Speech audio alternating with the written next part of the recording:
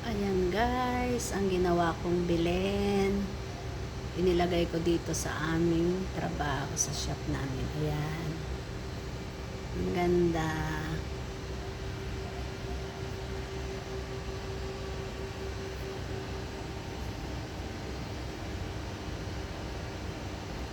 Bali guys, ito ay ang mga dahon nito ay dahon ng dates na tuyo.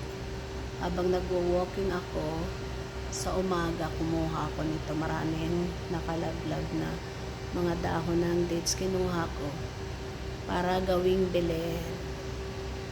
Dahon ng dates ang yari ng aking bilhin guys. Ginawa ko. Ayan o siya. Tapos ito.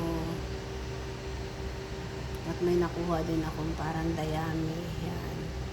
Inilagay ko dyan. Oh, ang bintana niya, may camel na nakasilip.